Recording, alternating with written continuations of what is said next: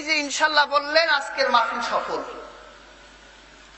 যদি একটা মানুষ আল্লাহর কোরআন শিখে আজকের আলোচনা থেকে, এই মাহফিল সফল, আল্লাহর কাছে কবুল হয়ে যাবে। প্যার হাজরিন, ভাইরা আমার, আল্লাহর কোরআন শিখুন। এই কোরআন শেখাবার জন্য আল্লাহ পাক তার হাবিবকে লক্ষ্য করে বলছেন, উতুলু মা উহিয়া ইলাইকা মিনাল কিতাব। হাবিব, আপনার প্রতি এই কিতাবে আমি যা অবতীর্ণ করেছি তা থেকে আপনি তেলাওয়াত করুন।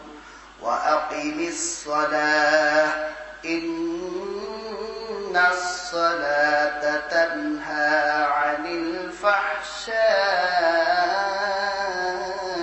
ওয়াল মুনকার।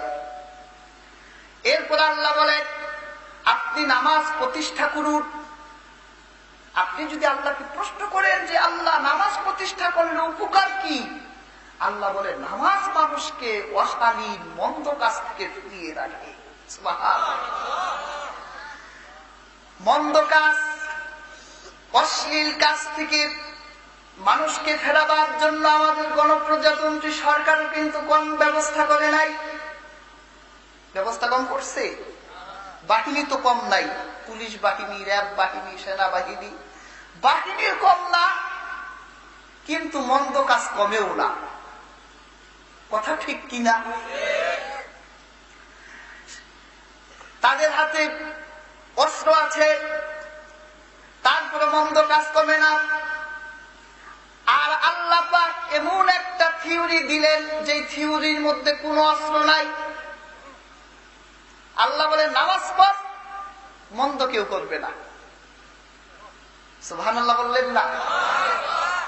আপনারা আল্লাহর কথা সত্যটা বুঝতে পারেন না, একটু বুঝাই দিন। মানুষ পিস্তল নিয়ে মন্দ কমাইতে পারে না, নামাজ দিয়া সম্ভব? অবশ্যই সম্ভব, যদি আমরা বুঝতে পারি। সম্মানিত হাজিরিন, ভাইয়েরা আমার, আমাদের সামাজিক অবস্থা তো তা বলে না। নামাজই যদি মানুষকে অশালীন মন্দ কাজ থেকে ফিরিয়ে রাখে, তাহলে আমরা দেখি সমাজের সবচেয়ে বেশি খারাপ কাজ করে নামাজিরা। মুখ ভরা দাড়ি, আবার দাড়িগুড়ি করছে লাল, 5 ওয়াক্ত নামাজ পড়ে, বাইরে গেলে এমন ভাষায় গালিগালাজ করে, একটা বেনামাজি এরকম খারাপ ভাষায় গালিগালাজ করে না। নামাজ পড়ে সুদখোরের রাজা, নামাজ পড়ে ঘুষ খায়, নামাজ পড়ে দুনিয়ার এমন কোন খারাপ কাজ নাই না করে। এইরকম নামাজির মতো একটা বেনামাজিও খারাপ কাজ করে না। তাহলে আল্লাহর কথার সাথে আমাদের সামাজিক নামাজির সাথে তো মিল খায় না। সম্মানিত হাজিরিন, তাহলে কার কথা সত্য? আমাদের সামাজিক মুসল্লির কথা না আল্লাহর কথা? وَمَنْ أَصْدَقُ مِنَ اللَّهِ قَوْلًا حَدِيثًا। আল্লাহ বলেন, আল্লাহর কথার থেকে অধিক সত্য কথা কার হতে পারে? চলুন আল্লাহ রাসূলের সমাজ থেকে একটা ঘটনা শোনাই আপনাদের, যে নামাজ মানুষকে খারাপ থেকে ফিরাতে পারে কিনা। আল্লাহ রাসূলের সমাজের একটা আনসারী যুবক সাহাবী ছিলেন। আল্লাহ রাসূলের পেছনে দাঁড়িয়ে 5 ওয়াক্ত নামাজ পড়তেন। আল্লাহ রাসূলের 5 ওয়াক্তের মুসল্লি। ওই যুবক আনসারী সাহাবীর ব্যাপারে জৈনিক এক ব্যক্তি একটা বিচার নিয়ে আসলেন। আল্লাহ রাসূলের কাছে এসে বললেন, আন্না ফুলানা ইউসাল্লি ফাইযা আসবাহা সারাক। হে আল্লাহ রাসূল, এই যে আপনার আনসারী যুবক সাহাবী আপনার পিছনে দাঁড়িয়ে নামাজ আদায় করে, এই লোকটা আপনার পিছনে দাঁড়িয়ে 5 ওয়াক্ত নামাজ আদায় করে, কিন্তু সকাল হয়ে গেলে চুরি করে। নামাজে তো চোর হতে পারে না, তা আপনার মুসল্লি নামাজও পড়ে আবার কি করে? চুরি করে। আমার কলিজার টুকরা নবীজি ওই যুবককে ডাক দিল, নাই বেটা এদিকে আয়, তোর কারণে আজকে আমার কাছে বিচার আসলো কেন? আল্লাহ রাসূল ওই যুবককে একটি মুহূর্তের জন্য ডাক দিলেন না, ওই যুবকটাকে জানতেও দিলেন না। যে নালিশ নিয়ে আসলেন তাকে বলে দিলেন, সায়ানহাহু মা ইয়াকুলু, তুমি যা বলেছো যদি তাই হয়, আমি রাসূল তার ব্যাপারে গ্যারান্টি দিয়ে দিলাম, সে আর চুরি করবে না। নবী কি দিলেন? গ্যারান্টি দিলেন।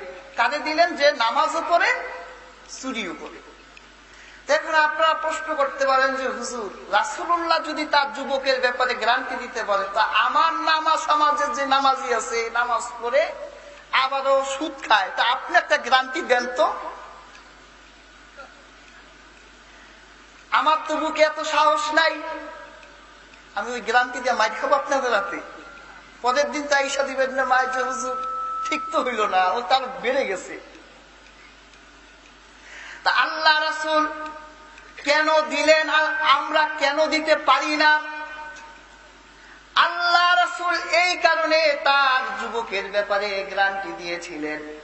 তার যুবকটা যখন নামাজে দাঁড়াতেন, আল্লাহ রাসূল নিজে দেখেছে তার যুবক যখন নামাজে দাঁড়ায়, নামাজের দাবি আছে, নামাজির কাছে কিছু চায়। তো জানেন যে নামাজির কাছে কিছু একটা চায়। বান্দা যখন নামাজে দাঁড়িয়ে যায়, নামাজ প্রত্যেকটা নামাজির কাছে কিছু চায়, নামাজের কিছু দাবি আছে।